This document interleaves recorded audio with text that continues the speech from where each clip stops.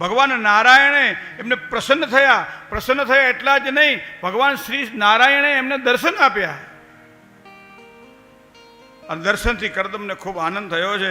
મસ્તક નમાવી ભગવાનની સ્તુતિ કરે છે કે હે પ્રભુ, મારા જેવા શીલવાળી અને ગ્રહસ્થાશ્રમના ત્રણેય પુરુષાર્થને કોઈ જાણનારી પત્ની જો હોય તો મારે પરણવાની ઈચ્છા છે, હું આપના શરણે આવ્યો છું. કરદમ ઋષિની સ્તુતિ સાંભળી ભગવાન બોલ્યા કે તારો મનોરથ જે છે ને એ પહેલાથી જ મને ખબર છે, અને એટલા માટે તારા માટે મેં યોજના પણ કરી રાખી છે.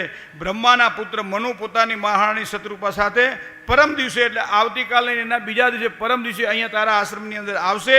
એ પોતાની જે દીકરી છે એ દીકરીને સાથે લઈને આવશે.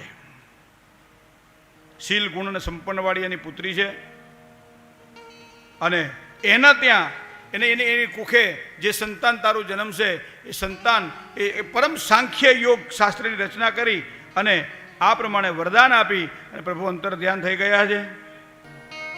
કરદમ ઋષિ રાહ જોતા હતા. ત્રીજા દિવસે સવાર થયું, મનુ મહારાજ પધાર્યા, શત્રુપાજી પધાર્યા, સાથે એમની દીકરી હતી મધ્યથી દેવહૂતિ આવ્યા.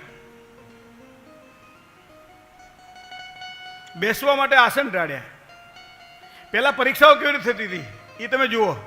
3 આસન પાથર્યા. એક આસન ઉપર સ્વયંભૂ મનુ બેઠા છે, મનુ મહારાજ બેઠા છે. એક આસન ઉપર રાણી શત્રુપા બેઠા છે. હવે ત્રીજું આસન પાથર્યું એ દેવહૂતિનું હતું.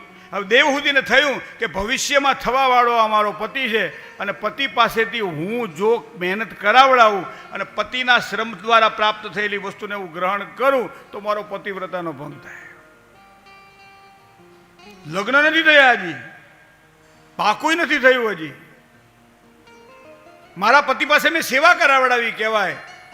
પણ બીજો પ્રશ્ન પાછો એ થાય કે એને આસન પાથર્યું છે એના પર ના બેહું તો અવિવેક ગણાય.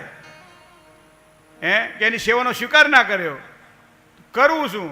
અને આવા સમયે જમણો હાથ હતો ને એ આસન ઉપર રાખ્યો અને પોતે નીચે બેસી ગયા. અને આ બાજુ કરદમ ઋષિને ખબર પડી ગઈ કે આ પાત્ર મને લાયક છે. સાહેબ, આવી રીતે પરીક્ષાઓ થાય, પરીક્ષાઓ આવી રીતે થાય. લગ્ન જીવનની અંદર જ્યારે બંને કહેવાય છે કે બે જીવ શરીર ખોડિયા નહીં, બે જીવ એક થતા હોય ત્યારે એના ગુણ પણ હોય, એના અવગુણ પણ હોય, પણ ગુણોને ગ્રાહ્ય રાખી અને અવગુણને દૂર કરી દેવા દાંપત્યની ખરી મહત્તા છે એ આપણને આ પાત્રો દ્વારા જોવા મળે છે.